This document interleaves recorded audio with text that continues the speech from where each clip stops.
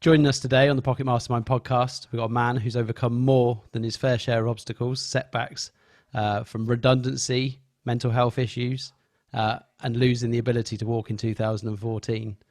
And if losing the ability to walk wasn't enough, his wife was pregnant with his daughter at the time and he had an 18-month-old son. Rather than let life defeat him, he fought back. And today he is an environmental psychologist, a well-being entrepreneur, working with companies to create corporate athletes. We're really looking forward to hearing about his journey and hear about how to overcome any obstacle with the right kind of mindset. Lee Chambers, welcome to the Pocket Mastermind podcast. It's a pleasure, Dave and Steve. Thanks for coming Really on, good mate. to have you. Really good to have you. So there's an awful lot in there, and you've more than overcome your fair share of obstacles, as I said. Let's take it back. So take us on the journey from where you've been from university through various works and what we talked about, what I mentioned in the intro, through redundancy, mental health issues, losing the ability to walk, to where you are today, running your own business. Yeah, so it started, as for many of us, a relatively comfortable childhood. My parents worked hard to put food on the table, keep a roof over my head. I was fairly clever, and that was like identified at a young age, and that meant my parents were like, get yourself to university, you'll be the first one in the family to do so, we'll be really proud of you.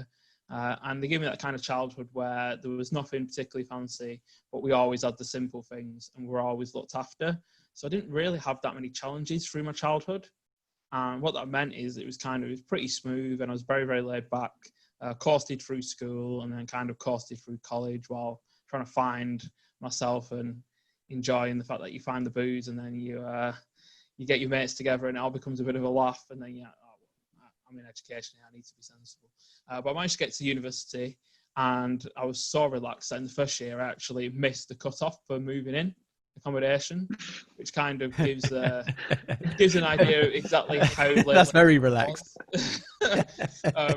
So I did my first year while traveling in on the train, and that wasn't too bad, to be honest. But then I went into my second year, moved in, enjoyed moving in, getting my own independence, started joining university societies, gained a few hobbies, and that was quite enjoyable. But then I went back after Christmas and started to struggle a bit. I choked on a presentation in front of my whole year in a massive lecture theatre, and I just started to struggle to transverse that moving from being a child to an adult. And I didn't really have the emotional intelligence as a young man who hadn't really been given much of an example of how to be a man. And society back then, well, there was kind of ideas, but there wasn't like places where you could go to get advice. There wasn't those kind of places, and I didn't have the self-awareness to really dig into myself and find out who I authentically was. And that kind of put me on a bit of a downward spiral. So I started having some mental health struggles, started to isolate myself, started dropping off the things that I was doing, and then lost my job that had been funding me for university. And yeah, I was having a bit of a difficult time. It led to me isolating myself in my dorm for 2 weeks. I ended up missing some exams and being taken home by my mum and dad and failing that year. So that was kind of the first time I hit a real pothole in my life, and I fell straight in it. What did it feel like then at that time? What was your outlook? What were you thinking? Yeah, it was difficult because I kind of knew it was going down, but I just didn't feel like I had the knowledge or the tools or the support to deal with it. So I just kind of let it happen and just struggled to take ownership. And obviously at the point of getting taken home, I then realised I'd failed the year, and I had to think, right, okay, so do I want to go back? To be honest, I did, and my parents wanted me to as well. So I resat that year from home and gradually built myself back up. But that was like the first challenge that I had. And obviously I struggled, but that gradual process of building myself back up helped me take a bit of ownership over it and say, you know what, I'm gonna graduate. I've started, I'm gonna finish. And that led to me, starting to bolster myself and get my fortitude up. And I actually then managed to graduate, which was an achievement in itself, but it felt like validation of really pushing on and trying. And I went for 3 interviews for 3 different graduate jobs, one in England, one in Holland, and one in France. And I got the British one, which was a finance pathway grad scheme that would take me into financial advisorship, which was obviously something that I wanted to do. The fact I could balance my like of statistics and numbers and my enjoyment of helping people. And I kind of went then and thought, it's probably the career for me. can get professional qualifications, I can get myself a good career and build a CV up, and hopefully money's not going away anytime soon. So this should be something that's, you know, looking like a long-term career that I can develop. And then I obviously went into that job. It was September 2007. And things seemed to be all right. Everything had been going up for years and years and years. 6 months in, and the credit crunch really bit. And they pulled me in and said, your financial advisory qualifications that we're going to put you through have been pulled. We don't have the funding. And I was like, it's a bit of a blow, to be honest. I'm going to have to find that money myself. And you're not exactly paying me a lot of money here as a new graduate. So I was a bit like, seems a bit harsh. But then the week after, suddenly a lot of the people above me, their boxes on the desk, and I was like, oh, this doesn't look good. So to find out that, you know, like 60% of the staff above me had been made redundant, and I was like, oh man, right, okay, this is probably only going one way. And it was a week later that I got pulled in and given the same news. So that really left me there, you know, 21, back living with my parents, and like, right, what am I going to do? This whole idea that I had of this career that I'd have pathed out in front of me, the professional qualifications and the kind of progression through the company, all taken away over the course of a few weeks. And at first I felt, you know, that's not fair. I've grafted for 6 months to try and prove, you know, I'm the graduate you want to keep on, because there's another 18 coming in September. So it's like, it's quite cutthroat out there, and I'd tried hard, and suddenly it's like, oh, sorry, external circumstances say no, so we say no to you. And like I said, I was quite angry, but then that kind of started to switch towards thinking, oh, right, so I went through mental health challenges, I started to take ownership of them, and I got through and graduated. So this opportunity, I'm not going to see it as a threat, I'm not going to be disappointed, I'm going to say, right, it's fair enough, companies will do what they need to do to survive. So if I do my own qualifications, pay for them myself, choose what I want to do, and I set up a business, choose what I want to do, control that, destiny's in my own hands. I've taken ownership of both my professional qualifications and my career, and that'll allow me to guide my life and direct it. So again, I kind of thought, if I grasp it by the neck, choose my direction, do it myself, then I only have myself to blame if it doesn't go the way that I want it to. And do you remember what really feeling at that time?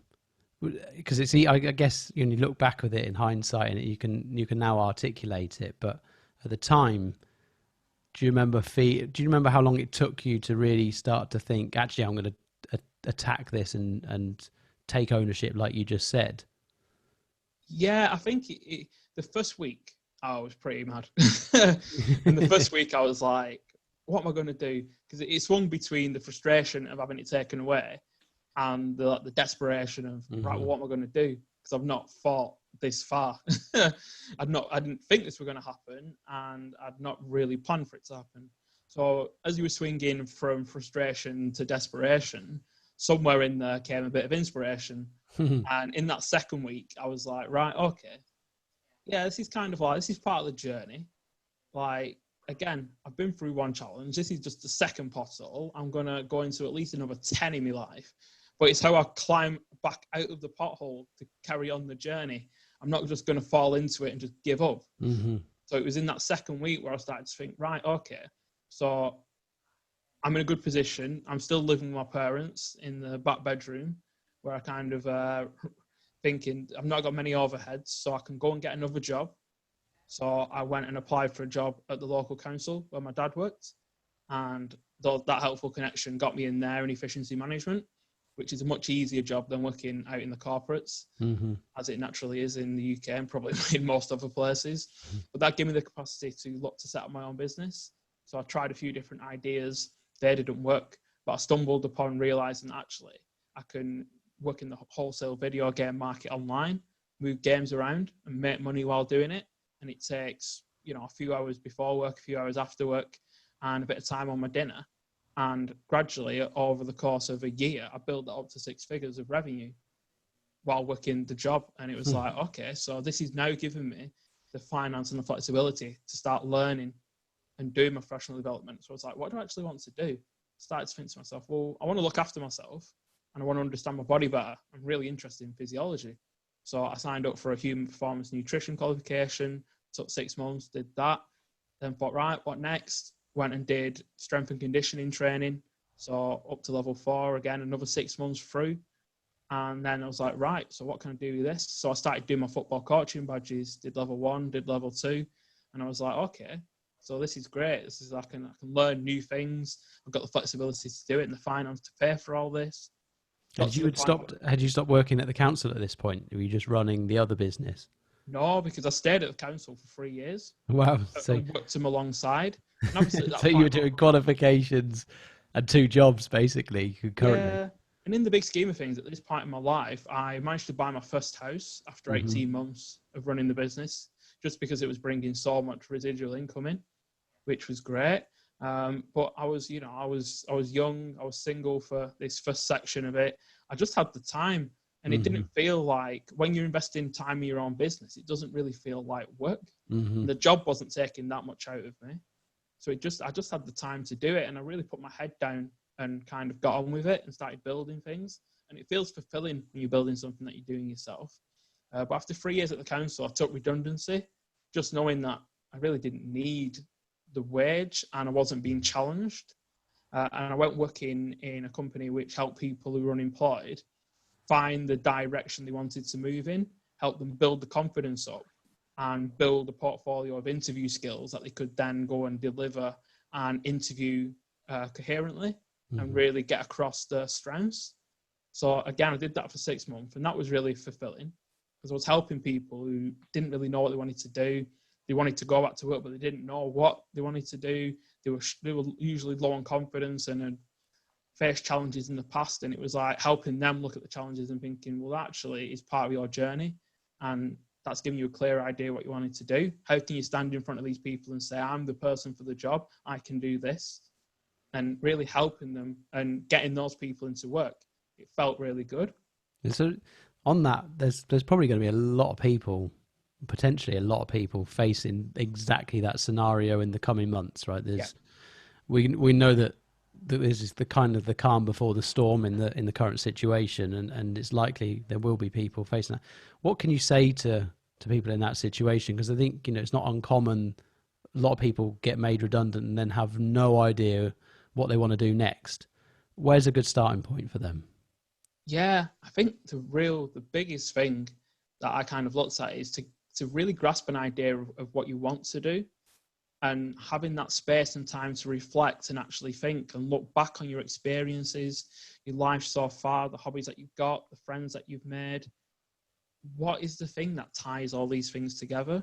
Because so often there's an underlying thread throughout your life, from your childhood through your past, and quite often we just go along with the waves of the tide and just follow what happens. We fall into jobs, we fall into relationships, and we don't always really grasp it and take ownership and accountability and choose the path that we want. So sometimes redundancy, while it can be devastating, it can be upsetting, and it can change people's lives, sometimes it's literally falling into that massive pothole, but then peeking your head out and getting a perspective on what direction do I want to go? Have I been going in the wrong direction? Is the job I've been doing actually fulfilling? Is it something that I want to do? Because again, while we're in a world full of challenge at the minute, it's a world full of opportunities for people to really start looking and thinking, okay, so what's the difference do I want to make? What does the world need? Can I do something that fits my strengths, fits my passions, and makes me money? And if you can, then that's great. Or you can try and find a way to monetize and actually look and think, okay, so these are the things that I enjoy. These are the skills that I've got. This is the kind of place that I would want to work. Because more importantly, now it's not necessarily about the technical skills that you've got, but the type of company you want to work for. Do they resonate with your values? Does that company have a purpose that matches yours? If it does, you'll feel happy working there because you're working for the bigger picture. You're working for what they stand for. It's really difficult to go into a company and that you don't believe in the management. You've not got hope. I mean, when they look at the research about how hope for the future affects workers' engagement, if your manager fills you with hope, there's a 68% chance you'll be engaged in your job and actually making a difference. If your manager doesn't fill you with hope, there's a 1% chance. So if your manager doesn't fill you with hope, the leadership doesn't communicate what the company stands for, then it's no surprise that many people are they're not engaged in the work, they're not passionate about it, they're not really wanting to push, be innovative and creative. It's great advice. Just take that little bit of time just to really give it some thought. I think it's very easy and understandable to have a knee-jerk reaction to quickly, shit, I need to get another job. But it is important. It is a great opportunity to really think about what you want from life. So then talk to us, where did you go from that point, from that role? Yeah, so from that role, I took 6 months there and enjoyed it. But the opportunity came about to use my qualifications. So I managed to sign up to an elite sports performance agency, and they would put you on placements with work. So I got placed out in a number of football clubs and a rugby club over the course of 6 months, which really opened my eyes to what it's like in the world of elite sport, the amount of money that's spent for the marginal performance gains, how on the cutting edge of things, everything is experimented with on a macro and a micro level. And that really opened my eyes to what elite performance is and how much is invested in that, and got to rub shoulders with interesting people. At the same time, however, it started to make me think, if this money and effort was spent on normal people, what a difference it would make to the health outcomes, the positivity and the happiness of a lot of people, rather than making one person run a little bit faster or one person, be a little bit better on a Saturday afternoon.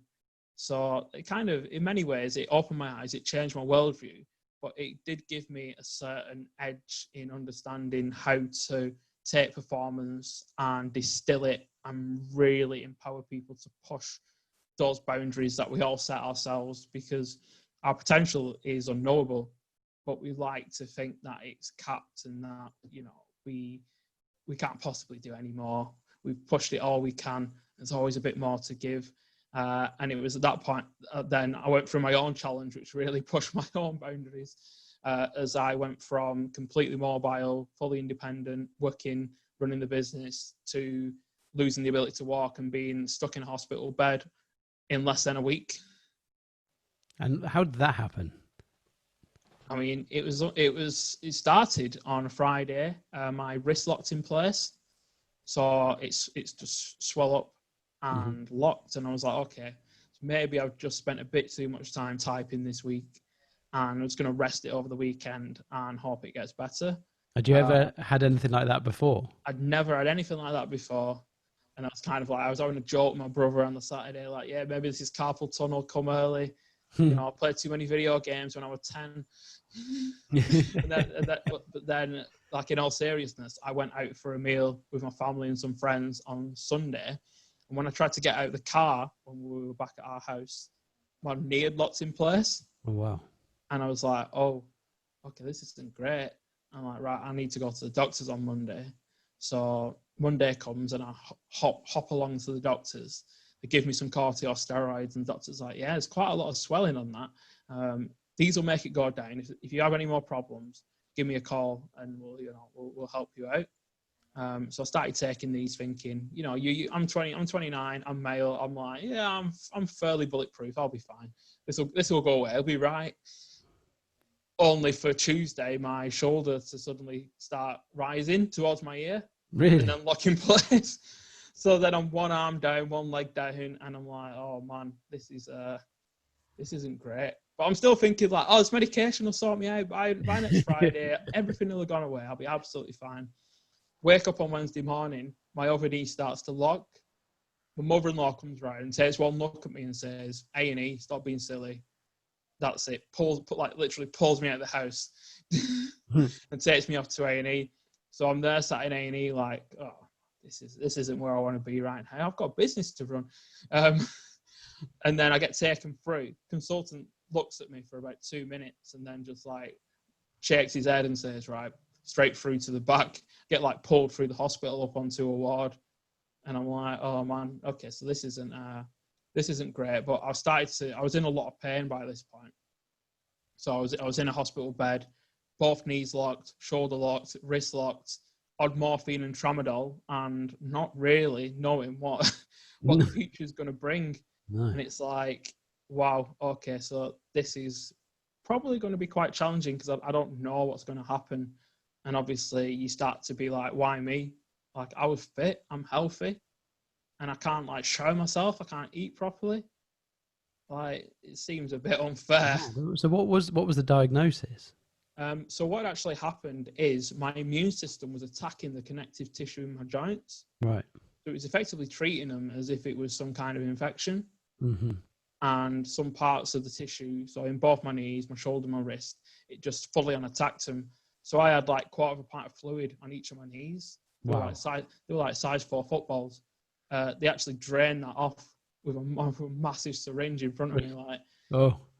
And this like strange milky fluid. It was like, oh man, Horrible. not pleasant. I don't want anyone to ever have to, have needles stuck in their knees. It's really not nice. No. Any idea what brought that on? So no, I mean, they did an awful lot of testing in my mum in hospital. They thought that I might have had an infection that had got lodged in my joints, and then my body's kept going round, and then one cell spotted it and gone for it. Mm-hmm. They thought it was that, which is called reactive arthritis. But if it is that, then you have that initial flare up and then you recover. What happened is my immune system, it just kept attacking it. So I never actually got a full diagnosis, but it's a type of autoimmune arthritis that I've got where my immune system is like effectively attacks certain tissues in my joints. So yeah, I was there. My wife was 6 months pregnant, just about to finish work, coming after work to come and shower me and look after me. She'd moved back in with her mum and dad so that she could do that. And my son was 18 months. He just wasn't old enough to understand what was going on while like daddy was stuck in hospital. And it was a really, really challenging time. And again, at first I was struggling, grieving for my mobility and my independence. I'd gone so quickly from everything to nothing. But then that gradually catalyzed into, again, thinking, all these people helping me now, this free healthcare, just the ability to walk, taking all that for granted before, all these opportunities of living in the first world, all the free things, the education, the healthcare, being able to set up a business without restriction, all the different job opportunities, and just all my friends and family who actually are here caring for me right now, helping me in my moment of need. And I was like, I've been ungrateful for all that. I've just been so busy working and building businesses and focusing on myself that I've completely lost view of the bigger picture. So that started to make me feel grateful and made me start to feel right. So I took ownership of my mental health issues. I took ownership of my redundancy. I'm going to take ownership of this disease and attack it as much as it's attacking me. And I'm going to get back on my feet. And not long after I'd been discharged, my daughter was born. And I was dragging myself to physio, to rehab, to hydrotherapy, to get back walking properly again. And I was like, those mornings where I was in a lot of pain, I was stiff, I didn't want to do my physio exercises. I said to myself, by the time she's walking, I'm going to be walking as well. I'm going to be running around the garden with my kids. I'm not having it any other way. And that power of why, that real burning desire to make that happen, pushed me on when it was hard. And that kind of proactive mindset of saying, I'm gonna be there. If I don't believe I can, then I won't.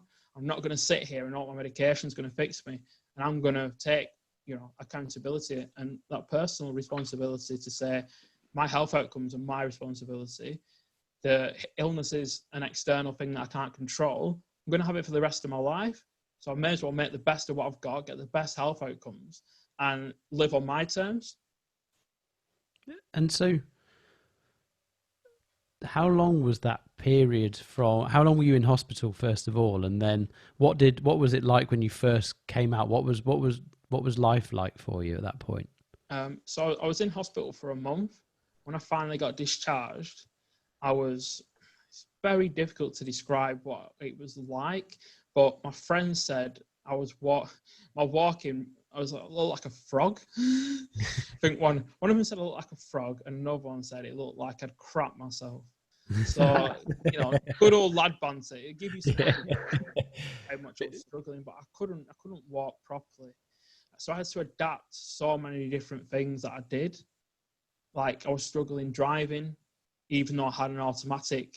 And there was just so many things that I had to, acclimatize to and adapt to. Like when I was changing my daughter's nappy, I'd have to put her on the sofa. Couldn't get onto the floor to do it because I couldn't get back up again. And it's just little things like that I remember that just, and that initial period, that first 6 months, it was really difficult. After 6 months of, physio, hydrotherapy, really helped get me back on my feet. I had some issues then with, I wasn't walking properly. My gait was compromised. And that led to some of my lower lumbar vertebrae starting to compact together, which was incredibly painful, and put me back in physio to make sure that I was walking as good as I could and actually alleviating that. So it was 11 months when I walked a mile unaided. And that was like a really big milestone. When I did that and I stood there and I was like, right, if I can do this, then what else can I do? My potential is there. I'm back on my feet. I've made it. And then a few weeks later, my daughter was walking. So it was like, you've done it even before you said you were going to do it. And look, the power of why is massive. When you've got a reason to do it, you'll get up and do it. And that kind of proactive mindset about thinking, right, I need to be resilient because it's going to be challenging. But if I go and try to do it, if I really take the reins, then, the possibility is always there. Are you always going to make it? No. But will you make it if you don't try? Never. No, that's great. And how do you handle there must have been ups and downs throughout that whole year, right? You think, I'm making some progress, and then you get up the next day and maybe you feel worse than you did before. And how do you keep coming back from that, reminding yourself to keep going? Because I think that's one of the hardest bits, isn't it? You can make the decision, right, let's go. But when you keep getting slapped in the face over the course of 12 months or so, then that's the difficult bit, isn't it, to keep going? Yeah. And I think, again, it's like, I really see life is like an ECG. So it's continually up and down, up and down, up and down, up and down. And if you look at your life in a big picture, well, that's kind of what it's like. You have good times, you have bad times. The seasons come, seasons go, and you're always going to have a summer and a winter. And I kind of, because I see life like that, on a micro level, that's how my recovery was. It was up and down, up and down. And because I kind of have that mindset and that acceptance that life's not a straight line up, it's constantly full of lumps and bumps. It zigzags. Sometimes it goes off the scale completely, but you're generally going to get yourself back to some level and back to some better. And some of this stuff from the elite athletes, the compounding effect of very small changes, just made me think that if I compounded these small changes and actually did what I needed to do, then sometimes the measurement is by how you feel, but the measurement of how you feel isn't always the greatest measurement, because I tend to say that if you just do what you feel, you'll never really get to where you want to be. But if you decide you're getting somewhere and have that identity, then take the actions based on where you want to go, your feelings will come afterwards. So for so many people, it's like, I don't feel like doing that. So you don't take the action and you don't become the person you want to be. Well, I thought if you flip that and decide who you want to be, take the actions you need to become it, you'll then feel good about it.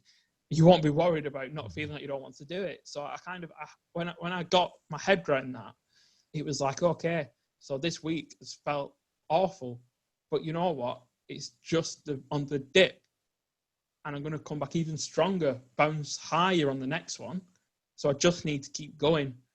And it's kind of understanding that it's not always how you feel, because it's easy to be quite blind to the progress that you're making when you're in that challenge. And how did you break down the journey for the recovery? The road that lay ahead for you, going from not being able to walk and your movement really restricted to knowing, right, I'm gonna walk by the time my daughter's walking. But how do you break that down? Because it's like standing at the bottom of a mountain and staring at the peak and thinking, how the hell am I going to get there? How do you Yeah, psychologically approach that kind of challenge? Yeah, so I suppose what I kind of did is I saw me back on my feet walking again. It's like a massive statue of me walking. And then when I was there initially, I stood there with my legs like crabbed with a massive sledgehammer and smashed that statue into 365 pieces. Those tiny little fragments that I can do a little bit every day to get better. And some days I could possibly do 3. On the worst days, I won't even be able to pick up 1 fragment and do it. I kind of said to myself, I've got 365 days of recovery until she walks. If I can, that massive goal of being on my feet looks like this towering statue, this, like you said, this towering peak that at the moment I'm at the bottom. I'm nowhere near. But I said, you know what? Treat it like 365 base camps. Treat it like 365 pieces of this statue. And in those little bite-sized chunks, you can take a few. Some days when it's really bad, you'll not do any, but you'll still feel like you're making progress if you look at it like that. If you kind of take it in an actionable way and understand that there are going to be times when you don't get anywhere, you don't feel like you're getting anywhere, but understanding that because we're so physiologically and psychologically complex, sometimes you're making a lot of progress, you just don't see it. Mm-hmm. And it's just accepting that. Did you set yourself like mini targets along the way? Like, I'm going to be able to do X by a certain amount of time? Yeah, so I mean, the big thing is when you're doing physio, not only do you get the tangible understanding that so take the flexion on my knees. So the physios would measure that by an angle to see how far I could bend my knee out in a straight direction. And I was always like, next time I go back, I know if I do my exercises, I'll get another degree, another degree. And if I can get enough degree by degree by degree, I won't end up with full flexion deformity where I can't fully bend my knee. And it was things like, literally at first it's like steps taken, and then it's like how many times I can squat in the hydrotherapy pool with all the weight taken off because of the water. And there's lots of things that can be measured that are tangible. And that kind of understanding the process through recovery, you start to make your own plans, you start to see the difference. And you know that you start to become quite, when you're in pain every day, it starts to become quite acute to what's hurting more, what's hurting less, what's stiff, what's not. And when you really listen to your body and pay that attention, you start to get messages that are telling you it's getting better, it's going, it's gradual, but it's there. And if you kind of add that to the numbers and the things that you can measure, plus the feelings that you can't measure, and you start to feel that, yeah, I am making that bit of progress. Yeah, I can stretch that bit further. Yeah, you know, we're looking at 3-4 more steps before I've had it, but that's massive. That's a meter. That's another 5 squats in that pool, or another length of the pool walked. And suddenly it does start to add up. And because you get that progress, it just qualifies the hard work that you're putting in. It qualifies the times when you don't want to, and it feels hard. And again, I suppose it's like, if you take that from elite athletes, they're pushing it just that bit more all the time to get that bit better. And we don't really get taught that in life.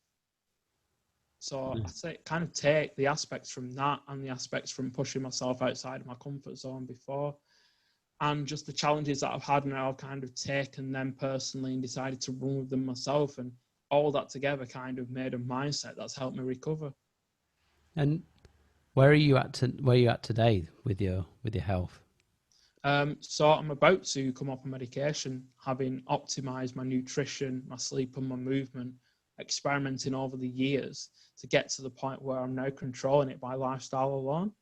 And that's a massive thing for me because my medication was dampening my immune system, so it didn't attack me. And that's obviously, from a long-term perspective, the medication is cytotoxic, so it kills certain cells. So it's really not particularly pleasant medication to take, and it's not good for your overall long-term health. So that's really important for me. And my mobility-wise, I can walk for miles, probably 5-6 miles before I'm done, which is great because that just allows me the ability to walk around. I play disability football and coach as well.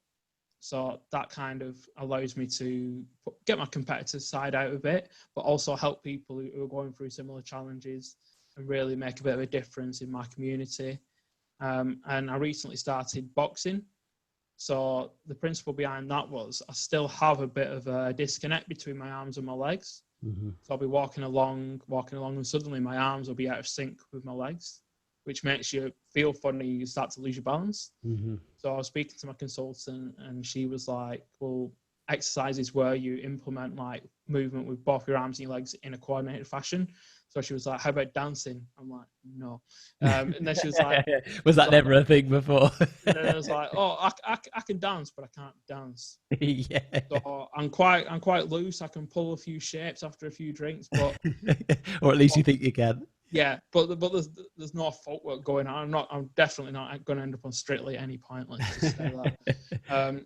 And then she was like, okay, maybe not dancing. How about boxing? I was like, boxing? Yeah, I quite like boxing. So I'll go down to the local boxing gym and just kind of work on my footwork and my arms together, and that's made a difference already. Meaning that I very rarely have that kind of out of synchronization. So yeah, I mean, physically, I still have to make adaptations, and there's still things that I can't do, but I'm happily accepting of that because my quality of life is amazing. And one of my friends said recently, like, you're like the fittest one of us, and you've got all these problems. So yeah, I still go to the gym and do as much as I can, lower body wise, and plenty upper body, just in case I have problems again. I've got a strong enough upper body to utilize in any way that I need to. And what did you do diet wise? I'm fascinated by the whole, because you are what you eat and the whole and all of that stuff. And I think it gets so overlooked, but to be able to control a condition like that through lifestyle is a great message, really. It's quite powerful, I think. So Yeah. I'd be interested to know what you've done. Yeah, well, if you can imagine, I've got a bunch of journals from a period of my life where I literally dissected my diet into individual foods. So I would eat something, see how I felt initially, then half an hour, then 2 hours later. I was taking things in and out for 2 years, isolating. And what you end up with if you do that and you're really strict and record it all is a list of foods which energize you, a list of foods which you can tolerate, and a list of foods which drain you. And by doing that, I'm identified exactly what works for me. Now, because we're all bio-individual and we've got our own epigenetic expression, our own enzyme makeup, our own gut microbiome, what works for one person is probably awful for another person because we're all so different. And really, it's about experimenting like a scientist with a lab coat on to find what works for you, what makes you feel energized, what makes you feel drained. Just try to cut out all the foods that make you feel drained. And again, some people can tolerate stuff so much more than others. And we're starting to get into that world now where people are able to identify intolerances. Obviously, 10 years ago, no one had gluten intolerance, no one had lactose intolerance, no one, they didn't sell these things. And all of a sudden there's a massive free-from range. It's as we become more sensitive to what works for us and what doesn't. Well, why don't you just take that experiment a step further and find out exactly what works for you? And yeah, with my clients, I'm like, I don't expect you to take this process of 2 years of taking stuff in and out and recording it, because that's on the extreme end. But for me, it was a personal quest to get off medication and to get the best health outcomes I could. Whereas for my clients, for example, for them, it's just trying to get them into a place where they take small nutritional changes by becoming more aware of how what they eat affects them. It helps them make better choices, which then compounds over time to, help them to lose weight, to change the body composition, and just to change your attitude with food a little bit to see how what you eat actually affects your performance, it affects how you feel, it affects your mental health, and it just affects how you approach life. And we're so interconnected, body and mind-wise. And with 90% of our serotonin receptors being in our gut, well, that as a neurotransmitter, that really has a massive impact on your mood. What you eat affects your mood, and then your mood affects so many other things. So it's really compounding, and it's just helping people understand that. Take it as a nutritional experiment. You're one big experiment yourself. Do that with your sleep, do that with your eating, do that with your movement. Find exactly what works for you, and start to look at how you can build your habits to change it a little bit, and have a mindset that understands that little changes turn into big changes. And you can go from being someone who's not switched on to any of these things to suddenly performing 100% better just by adapting and thinking in that way. And what were the big changes that worked for you? Were there any particular food types or food sources that really you found made a big difference for you personally? Yeah, so if you take some things, peppers, for example, made me actually feel like my joints were swelling up. Oh, really? But you'd never realize that if you didn't take them in and out. Because obviously you quite often eat peppers as part of a bigger meal. Mm-hmm. Never really eat peppers on their own. And I have some issues around onions. And it's like you don't really realize these things until you go really deep in. Mm-hmm. And obviously, like, I've got some resistance against certain things. Like, I get energized off dark chocolate, but milk chocolate is like the opposite. Mm-hmm. And it's like, then you start to think, well, what's in there that's causing it? So you're starting to look and dissect the ingredients and realize that, yeah, it's quite often the sugar. So I do limit the amount of sugar that I eat, because I know that if I eat too little, I don't feel great. If I eat too much, I feel awful. So again, it's kind of finding that middle ground, certain things that you tolerate well in moderation. Because in so many ways, moderation is great, but no one ever knows what moderation means. Yeah, You not these days. You have to find your own moderation. I can't drink much alcohol. That really doesn't help. So I remain sensible with that and have the occasional drink every now and again. But yeah, it's kind of looking at the bigger picture. I'm okay on bread up to a certain amount, and it's just utilizing that to understand yourself. Mm-hmm. And sometimes it's only a few things that really set you off, but if you eat them all the time, you won't feel great. It's true. So you touched a little bit about working with your clients.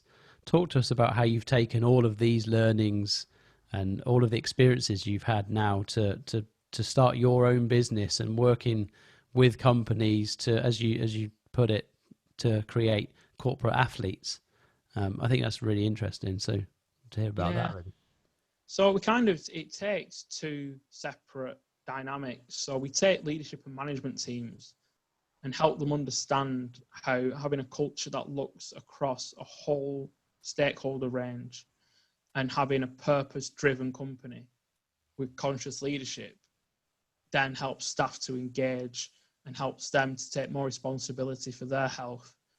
Because it's very easy for me to go in and do health awareness workshops with employees, but if they don't feel like the leadership team cares, like their company is a place where their health is valued, and they're much less likely to go home and operate those behaviours.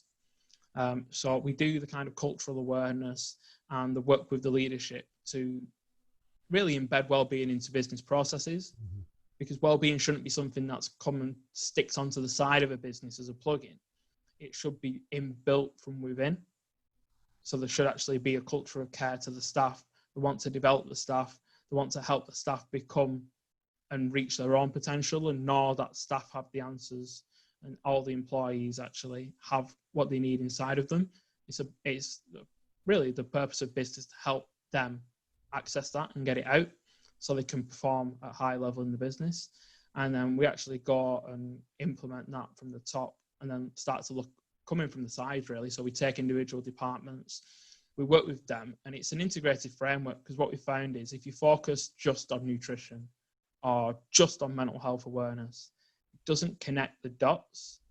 It's like, look, taking a single pill, like Big Pharma does, take a single pill, isolate one symptom, 10 side effects, because it's such a interconnected system. So you fix one thing, but you knock another 10 things out.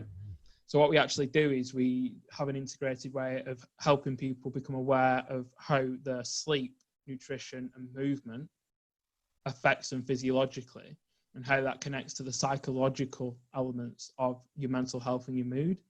But we also build into that how to change your mindset towards these things and how to build small habits. Because what we find is you can give people all the awareness and the empowerment to move forward, start to help them transfer the responsibility for themselves.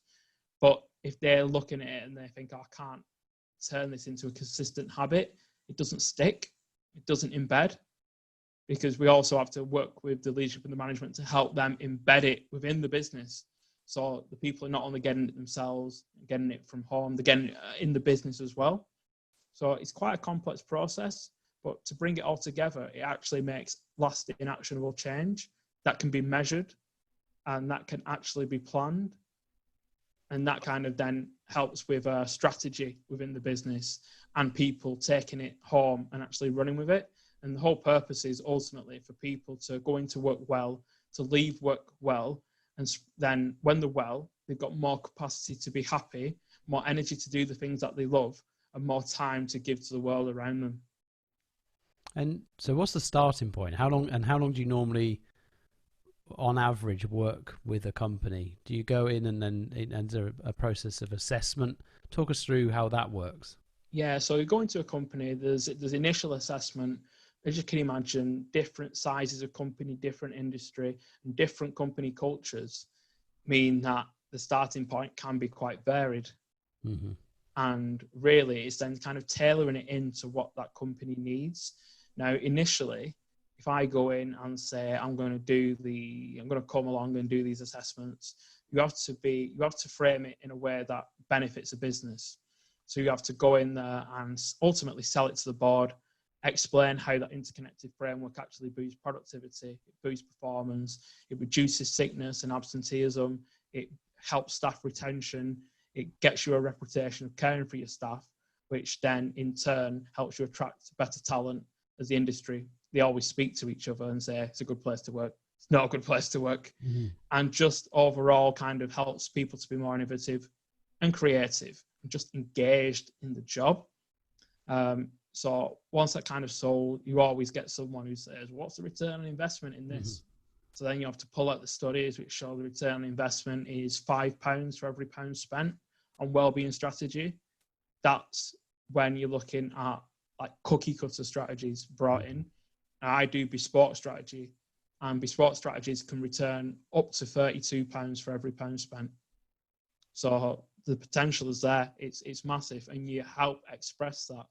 So you go in, you get your assessment, you get your baseline, you then work with the leadership and the management to see and assess what level they're at in terms of culture, the processes, how they can be changed. You speak to HR to contract and decide what's happening in terms of how you're going forward. And then you take employee groups, start to get a level of understanding about what their health awareness is, what their challenges are, and what their problems are. Because for the employees, they don't just want to think that you're coming in and saying, oh, you need to sleep more, you need to eat better, you need to move more. They actually want you to sit down and listen and say, you know what, I work in this industry every day. These are my challenges. These are my problems. This is what drains me at work. So you start to work on more of a scale. It's a personalized service. So I'm not coming in and saying, this is my program here, watch this, right, taking the money, walking out.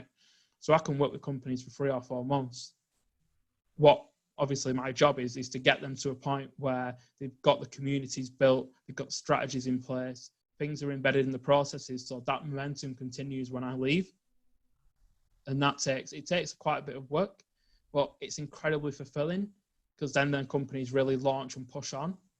Mm-hmm. And you stay in contact with them. I'm not the kind of consultant who's like, okay, so I'm going to come back in again and make some more money, because I've got a bigger mission to impact a lot of people, and that actually requires me to get the job done and move on, mm-hmm. and make difference somewhere else. And I do a bit of individual work as well. So I do a bit of individual coaching on a similar process, help people find the purpose, help them get more energy through optimizing, look at the limiting beliefs and start to break them down, and help them build a path up their mountain where they're going, make sure they're aligned, they're supported along the way. And that as well, I only take a few clients on at a time, and that's great because it gives me just something else that's a bit more personal, mm-hmm. and even more fulfillment for the journey. So yeah, it's really enjoyable and making a difference and making an impact. It's the way for me to give back, given all that I've been through, but all the help that I've had along the way. Do you find some resistance from some of the employees when you go into the companies, then you can say, well, hey, I'm going to come and make your life better. And they go, no, you're not. So yeah, how, I how do mean, you overcome that? Because I can imagine that a lot of people are all open when they're asking for it, but when you get it thrust upon you, humans are funny creatures at times, right? Even if it's for your own good. yeah. So that's where having the cultural change from the leadership comes in, Mm-hmm. because when the leaders are walking the walk and talking the talk, it actually depends, are they actually doing it? Mm-hmm. Because the employees are more likely to get in there if they see the company is actually on board with it, but also that it's not just them, it's everyone else.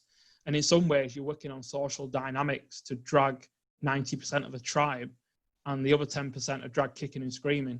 Because there's always people in a company who are like, the person least engaged. It's like the old school well-being, the yoga classes and the fruit bowl and the Mm-hmm. massage in a crusty back room.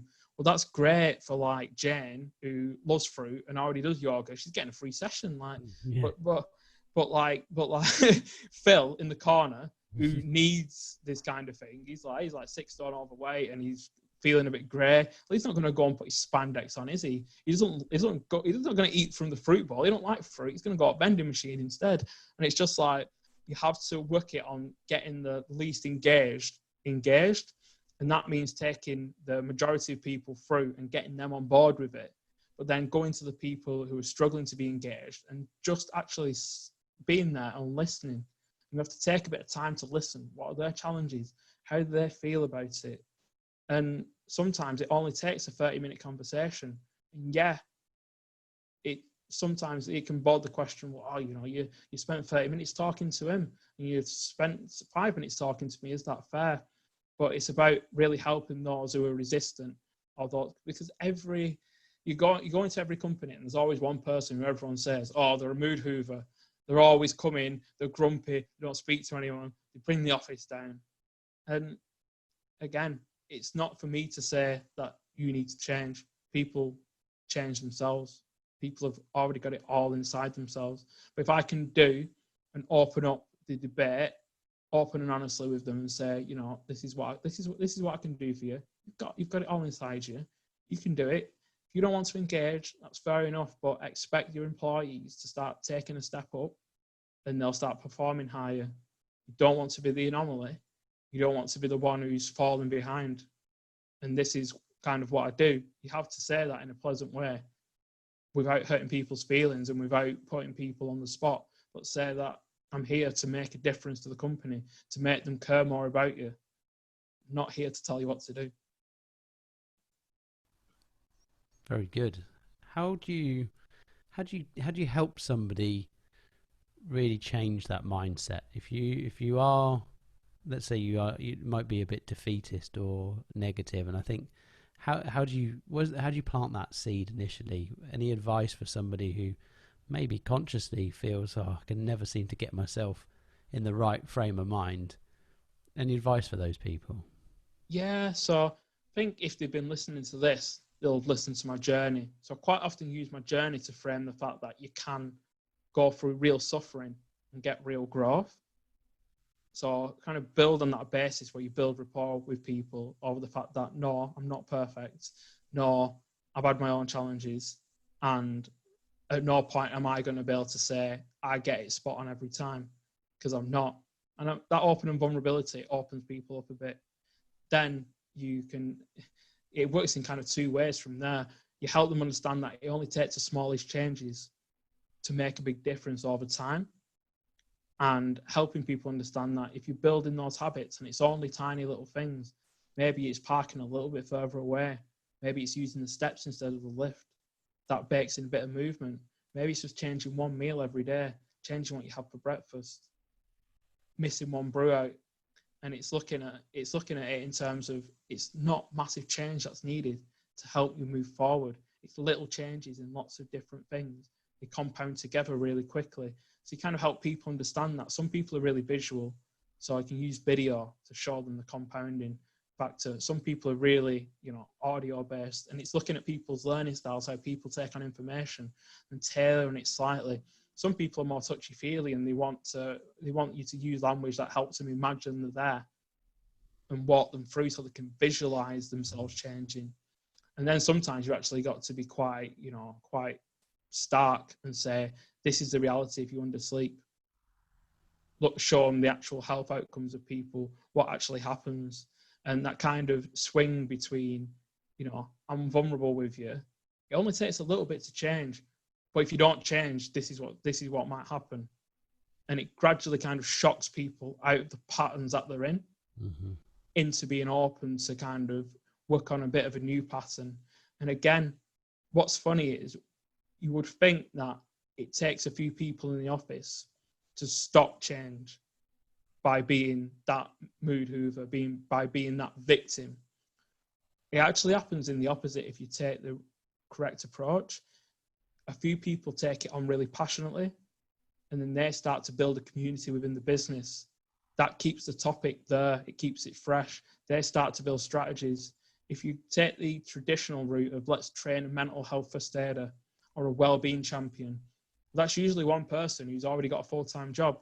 And then suddenly got 12 people at the desk saying, I'm depressed, I'm not happy, I'm stressed, what can I do? And that's not making lasting change. It needs to come from within the company, and people actually build a little community where they're like, right, we're going to set these things up so people can do them. And that's about breeding change internally. The leadership start thinking like that, and it spreads. And then really, it's my job to help build them onboarding processes so new people coming in know how it works. They pull change from within too.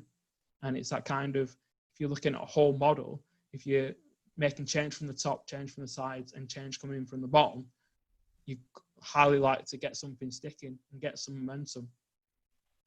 Amazing.